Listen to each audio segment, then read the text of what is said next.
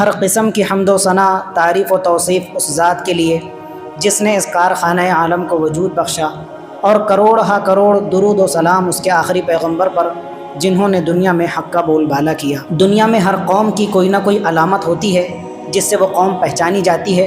ہم جس مقدس اور پیارے مذہب کے ماننے والے ہیں وہ ہے مذہب اسلام۔ تو ہمارے مذہب اسلام کی شناخت اور پہچان کیا ہے؟ ہمارے مذہب اسلام کی سب سے نمایاں صفت، اس کی شناخت اور پہچان کا ذریعہ ہے شرم اور حیا، حیا داری، پاک دامنی اور پاک بازی۔ جو بھی دین اسلام کا پیروکار ہوگا، دین اسلام کو ماننے والا ہوگا، وہ با حیا، پاک دامن، حیا دار ضرور ہوگا، وہ کبھی بے حیا نہیں ہو سکتا۔ تو دین اسلام کی نمایاں وصف، اس کی صفت کون سی ہے؟ حیا داری، پاک بازی، شرم و حیا، انسان کا شرمیلا ہونا۔ ابن ماجہ شریف کی روایت ہے، حضرت زید ابن طلحہ رضی اللہ تعالیٰ عنہ اسی بات کو ڈسکس کرتے ہیں، فرماتے ہیں کہ سرکار مدینہ صلی اللہ علیہ وآلہ وسلم نے یہی ارشاد فرمایا، ان لکل دین خلقا، کہ مسلمانوں، میرے امتیوں، ہر دین کا کوئی نہ کوئی نمایاں وصف ہوتا ہے جو اس کی شناخت اور پہچان کا ذریعہ ہوتا ہے۔ وخلق الاسلام الحیا، آگے حضور نے فرمایا دین اسلام کی پہچان اور شناخت کا ذریعہ کیا ہے؟ وہ دین اسلام کی ایک نمایاں صفت ہے، وہ ہے حیا، پاک بازی، پاک دامنی، شرم و حیا۔ مسلمانوں، اگر دیکھا جائے، آپ ذرا غور کریں تو اللہ تعالیٰ نے پیدائش کے ساتھ ہی پیدا ہونے والے بچے کے ضمیر خمیر کے اندر، اس کے ذہن و دماغ کی میموری کے اندر شرم و حیا کا مادہ فٹ کیا ہوا ہے۔ اب دیکھو، یہ کائنات وجود میں نہیں آئی تھی ابھی، اللہ تعالیٰ نے اس کائنات کو تخلیق کرنے کا، وجود بخشنے کا ارادہ فرمایا تو ہماری امی جان حضرت حوا اور ان سے پہلے ہمارے ابو حضرت آدم علیہ السلام کو پیدا فرمایا۔ تو ان کی پیدائش کے بعد میں اللہ تعالیٰ نے حکم دیا پہلے پارے میں، یا آدم اسکن انت وزوجک الجنہ، آدم تم بھی اور تمہاری پاک باز بیوی بیگم حوا بھی اس جنت کے اندر جس طرح چاہو رہو سہو، اسٹے کرو، قیام کرو، آرام سے رہو۔ آگے فرمایا وَكُلَا مِنْهَا رَغَدًا حَيْثُ شِئْتُمَا، یہ تمہارے لیے جنت کی پھل پھلاریاں ہیں، باغات ہیں، میوے ہیں، طرح طرح کی چیزیں اور نعمتیں تم کو میسر ہیں، بلا روک ٹوک، جس طرح تم چاہو کھاؤ پیو، کوئی بندش نہیں، کوئی منائی نہیں، کوئی پابندی نہیں۔ لیکن ایک بات کا دھیان رکھنا، لا تقربا هذه الشجرہ، یہ جو سامنے تم کو پیڑ اور درخت نظر آ رہا ہے، اس پیڑ کے قریب بھی مت جانا، اگر تم اس کے قریب ہوئے فتکونا من الظالمین، تو تمہارا شمار حد سے بڑھنے والوں میں ہو جائے گا، نادان بندوں کی لسٹ میں تم شامل ہو جاؤ گے۔ یہ معاملہ ہوا، حضرت آدم و حوا جنت کے اندر رہنے سہنے لگے۔ تو جب شیطان نے یہ دیکھا کہ میں جنت کا مقیم نہیں بن سکا تو میں آدم اور حوا کو بھی کیسے رہنے دوں، تو اس کو کھجلی چھوٹی، اور اس نے کیا کیا، فوسوس لہما الشیطان، شیطان نے ان دونوں حضرات کو، حضرت آدم اور حوا کو وسوسہ اندازی کی، ان کے دل کے اندر وسوسہ ڈالا اور کہنے لگا هل ادلکما علی شجرۃ الخلد وملک لا یبلی، میں تم کو ایک ایسا درخت کا پتہ بتاتا ہوں، ایک ایسے پیڑ کی نشاندہی کرتا ہوں کہ اگر تم اس پیڑ کے قریب گئے، اس درخت کے قریب ہوئے تو ہمیشہ ہمیشہ تم جنت کے مقیم بن کر رہ جاؤ گے، جنت سے تم کو کوئی نہیں نکال سکتا۔ یہ دونوں حضرات شیطان کے وسوسہ اندازی کا شکار ہو گئے۔ صرف اتنا ہے کہ درخت کے قریب ہونے سے منع کیا گیا تھا، وہ درخت کے قریب ہوئے اور پھر اللہ تعالیٰ نے ان کے ساتھ یہ معاملہ فرمایا۔ آگے کیا معاملہ ہوا، جیسے وہ درخت کے قریب ہوئے اور اس کا درخت کا پھل چکھا یا جو کچھ بھی معاملہ ہوا، تو فوراً جو ان کا جنتی لباس تھا، جنتی ڈریس انہوں نے پہنا ہوا تھا، وہ جنتی ڈریس ان کا اتر گیا اور دونوں بھی حضرات ایک دوسرے کے آمنے سامنے بالکل بے لباس ہو گئے، برہنہ ہو گئے۔ اب آگے جو مدعا ہے نا، وہ ہمارے ٹاپک سے ریلیٹڈ ہے کہ اب دیکھو پوری جنت خالی ہے، اب تیسرا تو کوئی انسان موجود نہیں ہے وہاں پہ۔ وَاتَّفِقَا يَخْصِفَانِ عَلَيْهِمَا مِنْ وَرَقِ الْجَنَّةِ، جیسے ہی حضرت آدم اور حضرت حوا کے لباس جسم سے اترا تو وہ شرم و حیا کے مارے ان کو شرم حیا کھائی جا رہی تھی۔ حضرت حوا سوچ رہی کہ میں اپنے شوہر کے سامنے کس طرح بے لباس ہو گئی، ان کو کچھ سجھائی نہیں دیا۔ اسی طرح حضرت آدم، حالانکہ بیوی ہے سامنے، جب بے لباس ہو گئے کیا کرنے لگے کہ جنت کے جو درخت تھے، درختوں کے پتے توڑ توڑ کر تو اس کو اپنے جسم کو اس سے کور کرنے لگے، ڈھانکنے لگے۔ اپنے جسم کے جو قابل ستر اعضاء تھے، قابل شرم حصہ تھا، تو جنت کے پتوں سے اپنے جسم کو ڈھانپنے لگے، کور کرنے لگے۔ اب میرا سوال یہاں پر یہ ہے کہ حضرت آدم اور حوا تو ایک دوسرے کے لیے محرم تھے، میاں بیوی تھے، اگر وہ بے لباس بھی ہوتے تو کیا حرج تھا، کوئی ایسی خاص بات نہیں تھی۔ لیکن اللہ تعالیٰ نے ضروری سمجھا امت مسلمہ کو یہ بات درشانے اور جتانے کے لیے کہ دیکھو وہ ایک دوسرے کے لیے میاں بیوی تھے، ان کے لیے ایک دوسرے کے سامنے برہنہ ہونا جائز تھا، لیکن اللہ تعالیٰ نے انسان کے ذہن و دماغ کے اندر، اس کی فطرت کے اندر شرم و حیا کا مادہ ایسا ودیعت کر دیا ہے، شرم و حیا اور پاک دامنی کا مادہ ایسا فٹ کر دیا ہے کہ انسان اپنی بیوی کے سامنے بھی برہنہ ہونے کو اور بیوی اپنے شوہر کے سامنے برہنہ ہونے اور بے لباس ہونے کو پسند نہیں کرتی سوائے ضرورت کے۔ تو شرم و حیا کا مادہ انسان کے اندر اللہ تعالیٰ نے روز ازل سے اور پیدائش سے فٹ کیا ہے۔ اب کوئی بہت ہی زیادہ بے غیرت، بدتمیز، بے ڈھنگا اور تہذیب و تمدن سے دور انسان ہوگا کہ جو بے حیائی کو پسند کرتا ہوگا، ناشائستگی کو پسند کرتا ہوگا اور شرم و حیا کو وہ ناپسند کرتا ہوگا۔ ایسا کوئی بہت ہی زیادہ بے ضمیر انسان ہوگا جو اس طرح کی کیفیت کو پسند کرنا گوارا کرتا ہو۔ اب جب ہمارے حضور امام الانبیاء صلی اللہ علیہ وسلم کی بات ہو تو ہمارے حضور تو شرم و حیا کا مجسمہ تھے۔ شرم و حیا تو ہمارے حضور کے قدموں سے نکل کر پھوٹتی تھی، اور ایسا سمجھو کہ شرم و حیا کہیں پر آ کر ختم ہوتی ہے تو ہمارے حضور کی ذات گرامی ہے کہ جہاں پر شرم و حیا اپنا دم توڑ دیتی ہے۔ حضور سے زیادہ شرم و حیا کا پیکر تو کوئی بھی نہیں ہو سکتا۔ شرم و حیا نے اپنے اصل معنی اگر کہیں جا کر سیکھے ہیں تو ہمارے حضور کی چوکھٹ سے سیکھے۔ حضور اتنے زیادہ شرم و حیا کے پیکر تھے، روایتوں میں اب دیکھو یہ بخاری اور مسلم شریف کی روایت ہے، اور حضرت ابو سعید خدری جو حضور کے چہیتے صحابی ہیں وہ بیان فرماتے ہیں، کان رسول اللہ صلی اللہ علیہ وسلم اشد حیاء من العذراء فی خدریہا۔ حضور اس قدر شرم و حیا کے پیکر تھے، اس قدر با حیا تھے، اس قدر شرمیلے تھے کہ تمہاری سماج، سوسائٹی، محلے کے اندر رہنے والی جس طرح ایک باقرہ کنواری لڑکی اپنے گھر کے کونے اور گوشے میں بیٹھ کر بھی کس قدر شرمیلی ہوتی ہے، گھر کے کونے کے اندر کال کوٹری میں بیٹھی ہوئی ہے، لیکن اس کو اس بات کا اندیشہ ہوتا ہے کہ کہیں کسی اجنبی نامحرم کی نظر میرے اوپر نہ پڑ جائے، تو کس طرح وہ اپنے جسم کو، اپنے دامن کو، اپنے پلوں کو سمیٹ کر رکھتی ہے، سنبھال کر رکھتی ہے کہ کوئی ایسی ویسی نظر اس پر نہ پڑ جائے۔ تو جس طرح ایک کنواری لڑکی گوشہ نشینی کے عالم میں جس طرح پردے کا اہتمام کرتی ہے، شرم و حیا کا مجسمہ بنی رہتی ہے، کان اشد حیاء من العذراء فی خدریہا، تو اس گوشہ نشین اور پردے میں بیٹھی ہوئی کنواری لڑکی سے بھی زیادہ شرم و حیا کا پیکر تھے ہمارے حضور۔ امام کے اثرات مقتدیوں پر پڑتے ہیں، قائد اور لیڈر کے اثرات پبلک اور عوام پر پڑتے ہیں، اور جو امت کا قائد ہوتا ہے، روحانی طور پہ نبی اور پیشوا ہوتا ہے، تو اس کا اثر، اس کی صفات اس کی امت کے اندر بھی منتقل ہوتی ہے۔ اب جب حضور اس قدر شرم و حیا کے پیکر تھے تو آپ کے عملی جد و جہد کے نتیجے میں پیدا ہونے والی جو پاکیزہ جماعت تھی، دنیا کی سب سے مقدس جماعت نبیوں کے بعد، وہ کون ہے؟ صحابہ کرام رضوان اللہ علیہم اجمعین۔ تو حضور نے صحابہ کرام کے اندر کوٹ کر شرم و حیا کا مادہ بھر دیا تھا۔ ہم کسی اور کی بات کیوں کریں؟ حضور کے چہیتے صحابی بھی ہے، خادم بھی ہے، دوہرے داماد بھی ہے، اور مسلمانوں کے تیسرے خلیفہ بھی ہے، جن کو دنیا حضرت عثمان ابن عفان کے نام سے جانتی ہے۔ جود و سخا کے امام بھی ہے، نہ حاتم تائی ان کو لگے، نہ دنیا کا کوئی گوتم اڈانی اور مکیش امبانی ان کو لگے۔ حضرت عثمان ابن عفان کی جیب میں آ جاتے مکیش امبانی اور گوتم اڈانی، تو اتنے مالدار، کھربوں پتی اس وقت کے۔ ان کی حیا داری اور پاک بازی کا کیا عالم تھا، اس سے پہلے بھی آپ وہ روایات سن چکے۔ ہمارے حضور کی چہیتی بیگم حضرت عائشہ فرماتی ہے، ایک مرتبہ حضور میرے کمرے میں میرے گھر کے اندر تشریف فرما تھے، اور ٹیک لگا کر بیٹھے ہوئے تھے آپ دیوار کے ساتھ میں۔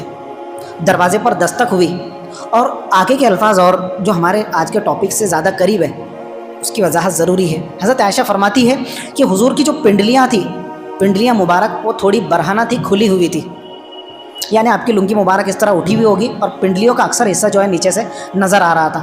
اب یہ پنڈلیوں کا جو حصہ ہے گھٹنے سے نیچے، یہ سطر تھوڑی ہے، یہ سطر ہے، یہ قابل شرم حصہ، یہ تو گھٹنوں سے لے کر ناف تک کے ہیں مرد کا حصہ۔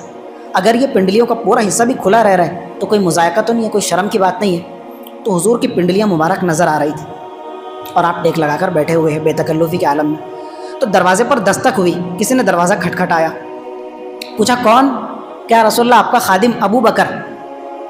ٹھیک ہے، حضرت ابو بکر کو پرمیشن مل گئی، دروازہ کھلا، اندر تشریف لائے، حضور سے بات چیت میں مصروف ہو گئے۔ تھوڑی دیر گزری تھی، دوسری مرتبہ دروازے پر دستک ہوئی، کون؟ یا رسول اللہ آپ کا خادم عمر ابن خطاب۔ ٹھیک ہے، اندر آ جاؤ۔ حضرت عمر تشریف لائے اور حضور اپنی پرانی پوزیشن اور سچویشن کے ساتھ اسی طرح ٹیک لگائے اپنی پنڈلیوں کو کھولے ہوئے بیٹھے رہے۔ دونوں حضرات حضور کے ساتھ بات چیت میں مصروف ہیں۔ تیسری مرتبہ تھوڑی دیر کے بعد دروازے پر دستک ہوتی ہے، دروازہ کھٹکھٹانے کی آواز آتی ہے۔ پوچھا گیا کون؟ کہا یا رسول اللہ آپ کا خدمت گزار خادم عثمان ابن عفان۔ اجازت نہیں ملی، حضور نے توقف فرمایا، کہا کہ ابھی رک جاؤ ذرا، عثمان کو آنے کی اجازت نہ دی جائے۔ حضور نے جو ٹیک لگا کر بیٹھے تھے پورے اہتمام کے ساتھ میں سنبھل کر بیٹھ گئے، اپنی جو پنڈلیاں مبارک نظر آ رہی تھی اپنی لنگی مبارک کو نیچے فرمایا، اپنی پنڈلیوں کو ڈھانپا، اور اس کے بعد کہا کہ اب عثمان ابن عفان کو آنے کی اجازت دی جائے۔ حضرت عثمان آئے، بات چیت فرمائی، اور اس کے بعد میں جب بیٹھک ختم ہو گئی، نشست برخاست ہو گئی، تو حضرت عائشہ رضی اللہ تعالیٰ عنہ نے حضور سے میٹھا میٹھا شکوہ فرمایا۔ کہنے لگی یا رسول اللہ جب میرے ابو جان حضرت ابو بکر آئے آپ اسی طرح بیٹھے رہے، آپ نے کوئی ہلچل نہیں فرمائی۔ فاروق اعظم آئے، آپ نے ان کو اندر آنے کی اجازت عطا فرمائی، پھر بھی آپ اپنی پرانی پوزیشن برقرار رہے، بیٹھے رہے۔ لیکن جب عثمان ابن عفان آئے آپ سنبھل کر بیٹھے، اہتمام کے ساتھ میں اپنے اپنی پنڈلیاں مبارک درست فرمائی اور اس کے بعد عثمان ابن عفان کو آنے کی اجازت دی۔ کیا معاملہ ہے، کیا ماجرا ہے؟ حضور نے جواب مرحمت فرمایا، عائشہ الا استحیی من رجل تستحیی منہ الملائکہ، عائشہ ایک بات تو بتاؤ، کیا میں ایسے مرد قلندر سے حیا نہ کروں کہ جس سے آسمان کے مقدس فرشتے بھی شرماتے اور حیا کرتے؟ یہ کس کے بارے میں فرما رہے ہیں؟ اپنا امتی حضرت عثمان ابن عفان کے بارے میں، امام الانبیاء حضرت عائشہ کے شوہر نامدار، جو پورے کائنات کی ناک ہے، ہماری آنکھوں کا سرما ہے، ہماری دلوں کی ٹھنڈک ہے، اور اپنے امتی سے اس درجے حیا فرما رہے ہیں۔ حضرت عثمان کی شرم و حیا، ان کی پاک بازی اور پاک دامنی کا کیا عالم ہوگا کہ حضور خود اس کا اس قدر لحاظ فرما رہے ہیں۔ کیا میں اس شخص سے حیا نہ کروں، اس شخص سے نہ شرماؤں کہ جس سے اللہ کے فرشتے بھی شرماتے ہیں؟ یہ ایک معاملہ۔ دوسرا، حضرت عثمان خود بیان فرماتے ہیں کہ ما مسست ذکری بیمینی منذ بایعت بہا رسول اللہ صلی اللہ علیہ وسلم، تو فرماتے ہیں کہ جب میں نے حضور کے ہاتھ پر اسلام کی بیعت کی اور اپنا دایاں ہاتھ، اپنا سیدھا ہاتھ حضور کے مقدس ہاتھوں میں دیا، وہ وقت ہے اور آج کا وقت ہے، وہ دن ہے اور آج کا دن ہے جب سے میں نے اپنا دایاں ہاتھ حضور کے ہاتھ میں دے کر چھڑایا، اس وقت سے لے کر میں نے اپنا دایاں ہاتھ آج تک اپنی شرمگاہ کو کبھی ٹچ نہیں کیا، کبھی مس نہیں کیا۔ یہ شرم و حیا کا عالم تھا۔ آج بھی مسلمان طہارت خانے میں استنجا کے لیے جاتے ہیں تو بائیں ہاتھ کا استعمال تو سمجھ میں آتا ہی ہے، نامناسب کام کے لیے، گندے کام کے لیے بائیں ہاتھ کا استعمال، لیکن مجھے بتاؤ کہ ضرورت پڑنے پر کیا ہم دائیں ہاتھ کا استعمال نہیں کرتے نا؟ حضرت عثمان فرما رہے ہیں کہ اس وقت سے لے کر آج تک ایک لمحہ بھی ایسا نہیں آیا کہ میں نے شرم و حیا کی وجہ سے پاک دامنی کا لحاظ کرتے ہوئے کبھی بھی اپنا دایاں ہاتھ حضور کے ہاتھ سے نکالنے کے بعد میں اپنی شرمگاہ پر ٹچ کیا ہو، لگایا ہو۔ یہ ان کی شرم و حیا کا عالم تھا۔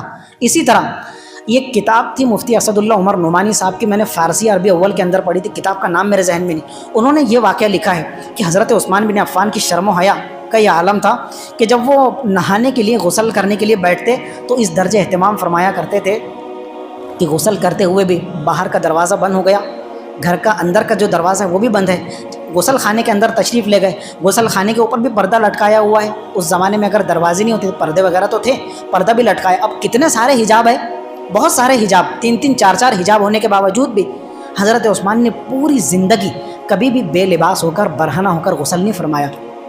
ہمیشہ اپنی لنگی مبارک یا کپڑے سے اپنے جسم مبارک کو کور کر کے ڈھانک کر غسل فرمایا کرتے تھے۔ حالانکہ ہماری شریعت میں تو فتوے کی روشنی میں اجازت ہے کہ اگر آپ غسل خانے میں، واش روم میں بالکل برہنہ ہو کر، الف ننگے ہو کر، بے لباس ہو کر نہانا چاہے، اجازت ہے۔ لیکن علماء کرام نے فرمایا کہ اللہ تعالیٰ اور اس کے فرشتے ہر جگہ موجود ہوتے ہیں، لہٰذا انسان کو شرم و حیا کے تقاضے کو مد نظر رکھتے ہوئے بالکل بے لباس ہو کر نہیں نہانا چاہیے، بلکہ اللہ اور اس کے مقدس فرشتوں کا لحاظ کرتے ہوئے کسی نہ کسی درجے میں اپنے قابل شرم حصوں کو ڈھانپ کر ضرور رکھنا چاہیے نہاتے ہوئے بھی۔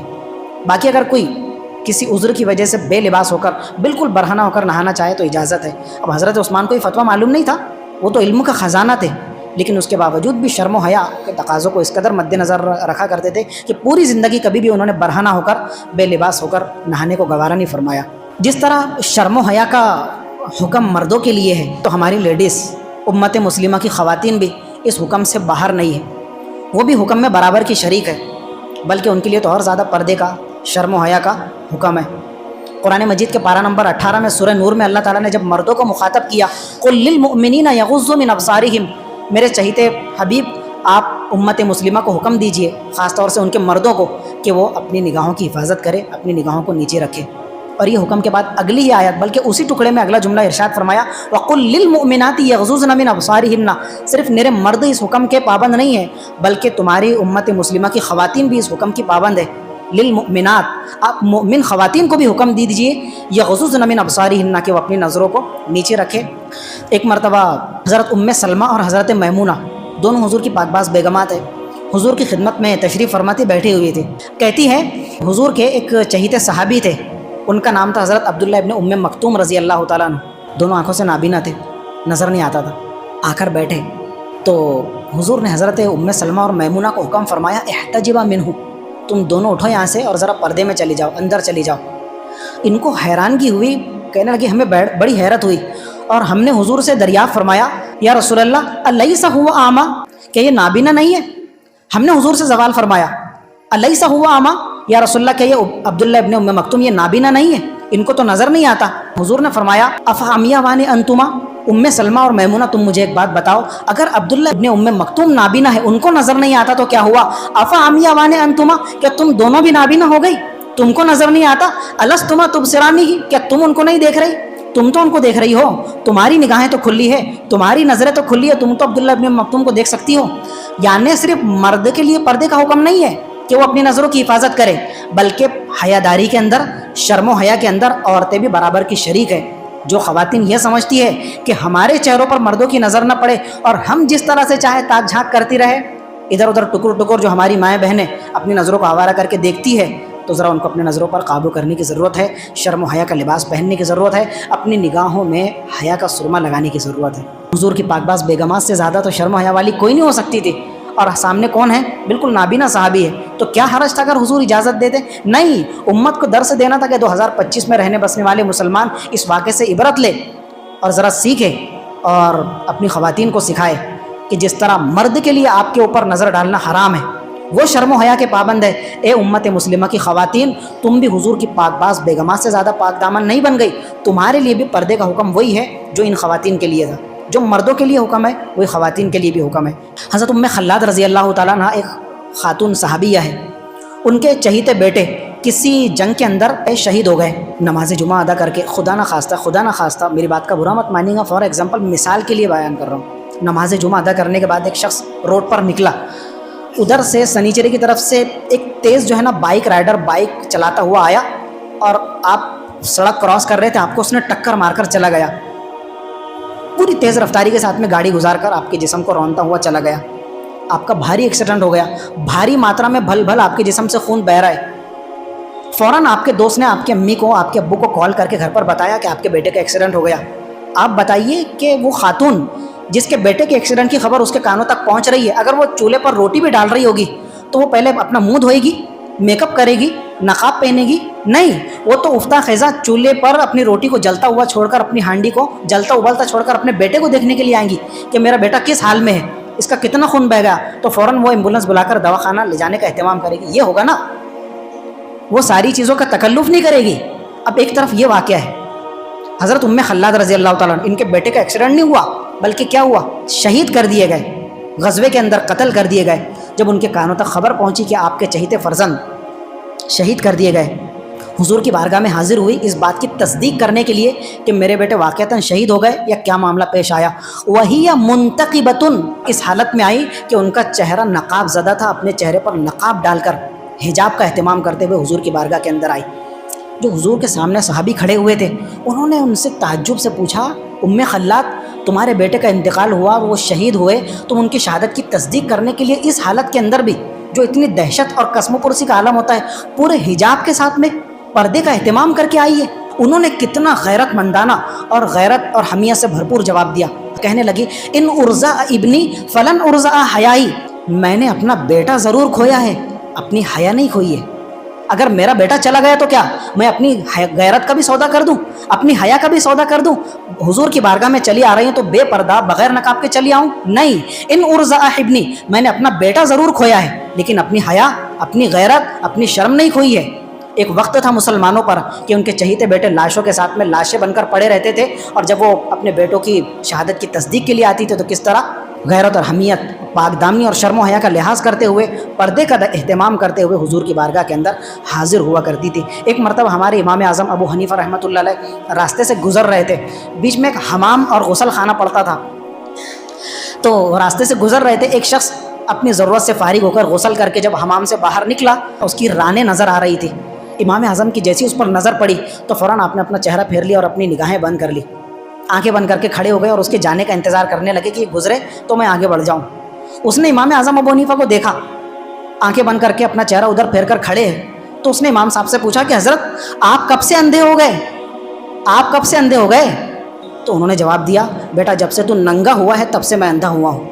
ننگا ہونے کا کیا مطلب تھا؟ وہ پورا ننگا تو نہیں تھا، وہ تو اپنے جسم کو کور کر کے آیا تھا، لیکن نہیں، یہ جو ہمارے بڑے بڑے جان جوان قسم کے لوگ صبح میں ناشتہ لینے کے لیے اور ڈیریوں پر دودھ لینے کے لیے چڈیاں پہنے ہوتے ہیں، اور چڈی کا شوہر چڈا پہنے ہوئے ہوتے ہیں، نکر پہنے ہوئے ہوتے ہیں، ان کی پنڈلیاں، ان کی رانیں نظر آ رہی ہے، یہ کیا سمجھتے ہیں؟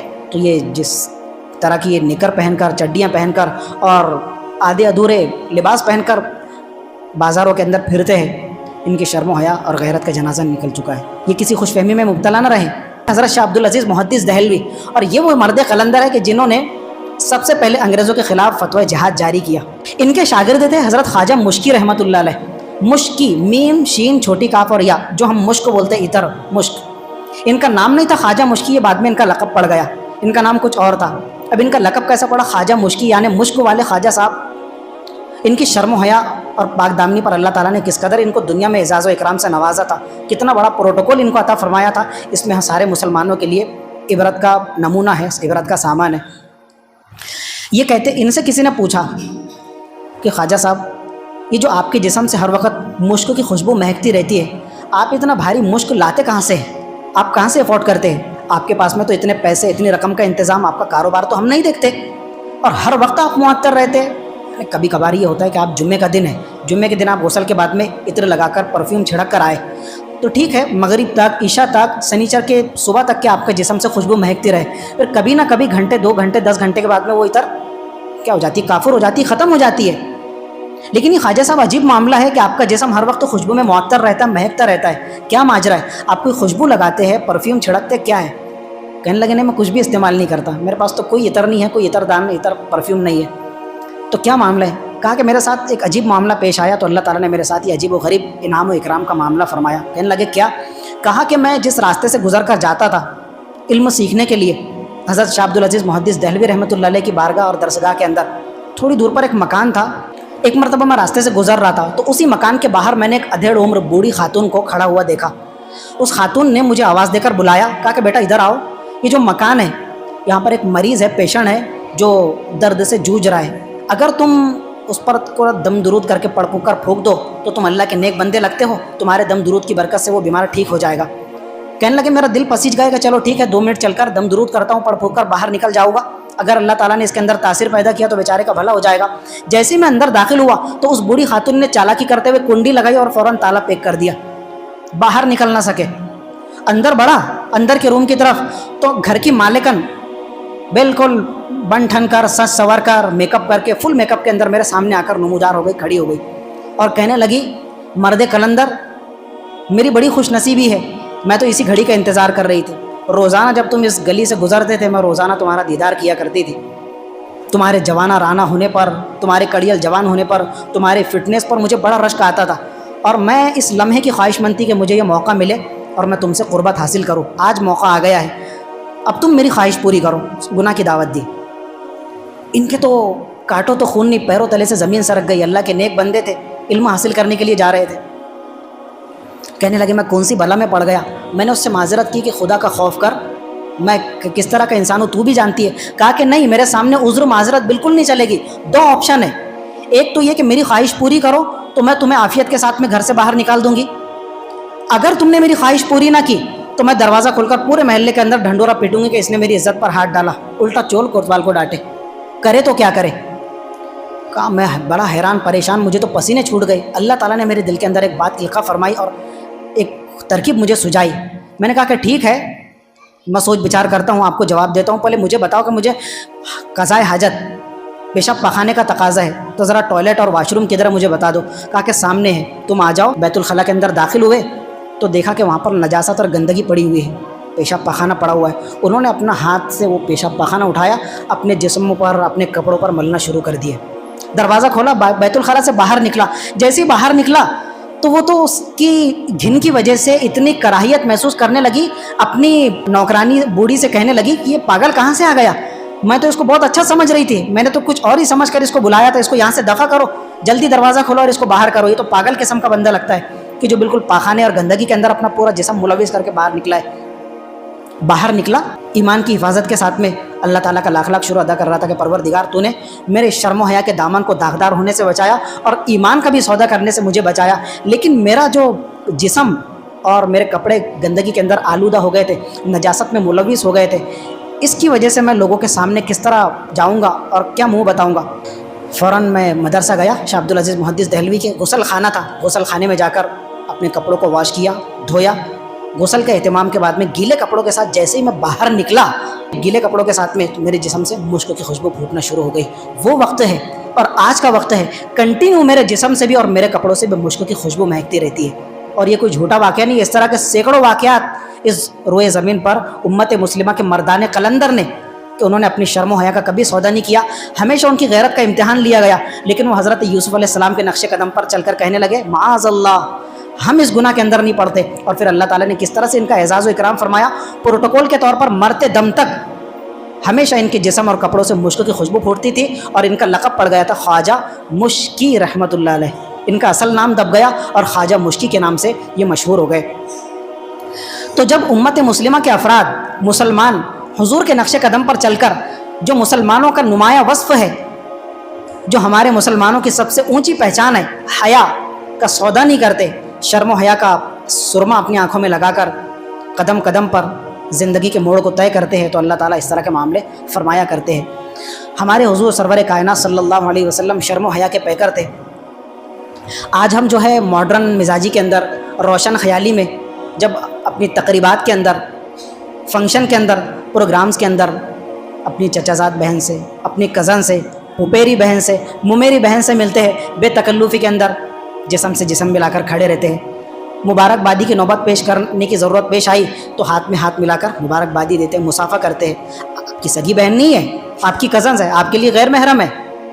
غیر محرم جس طرح ایک اجنبی خاتون امریکہ میں رہنے والی افغانستان میں بیٹھی ہوئی خاتون آپ کے لیے بھی غیر محرم ہے، اسی طرح آپ کی کزنز، آپ کی ممیری، پھپھیری، خلیری، چچیری بہن بھی آپ کے لیے غیر محرم ہے۔ آپ اس کے جسم کو چھو نہیں سکتے، ٹچ نہیں کر سکتے، آپ اس سے مصافحہ نہیں کر سکتے۔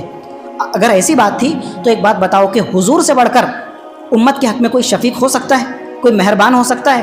حضور تو امت کی ساری لیڈیز اور خواتین کے حق میں باپ سے بڑھ کر شفیق باپ ہے، لیکن حضور نے کیا فرمایا؟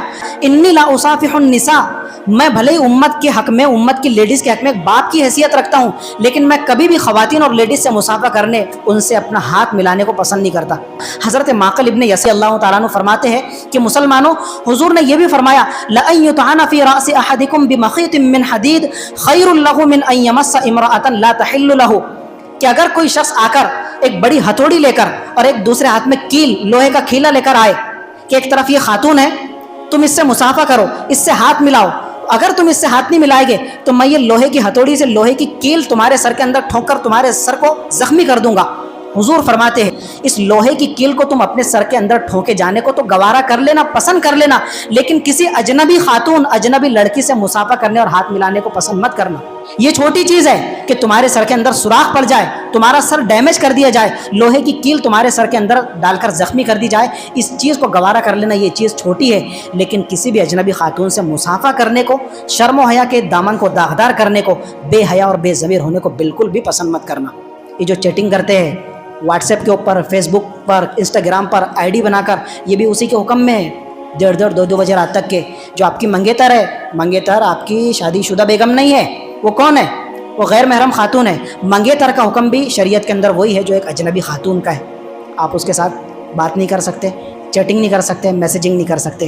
حضور نے فرمایا اگر کوئی مرد کلندر ایسا کرتا ہے تو وہ مرد کلندر نہیں بلکہ مرد بندر ہے، جس کو اللہ تعالیٰ جہنم کے قید خانے کے اندر رکھے گا۔ حضور نے فرمایا ثلاثۃ قد حرم اللہ علیہم الجنہ، کل قیامت کے دن دیکھنا 3 قسم کے لوگ ایسے ہوں گے اللہ تعالیٰ نے ان کے بارے میں فیصلہ کر لیا ہے کہ جنت ان کے اوپر اللہ تعالیٰ نے حرام کر دی ہے، جنت میں ان کی انٹری نہیں ہو سکتی، جنت میں ان کا داخلہ نہیں ہو سکتا۔ نمبر 1 مدمن الخمر، صبح شام پابندی کے ساتھ کنٹینیو شراب پینے والا، شراب کا سیون کرنے والا، پیکڑ، دنیا کا بیوڑا ترین انسان جس کے منہ سے شراب نہیں چھوٹتی، یہ اس کے اوپر اللہ تعالیٰ نے جنت کو حرام قرار دیا ہے۔ نمبر 2 العاق لوالدیہ، جن مقدس ہستیوں نے تجھے دنیا بتائی، تیرے ماں باپ، اپنے ماں باپ کے دل کو چھلنی کرنے والا، نافرمانی کر کے ان کے ضمیر کو جھنجھوڑنے والا اور ان کے دل کو پارا پارا کرنے والا نافرمان، اس کے لیے اللہ تعالیٰ نے جنت کو حرام قرار دیا ہے۔ اور تیسرا ہے الدیوث، دیوث ہمارے یہاں پر بھی یہ لفظ استعمال ہوتا ہے۔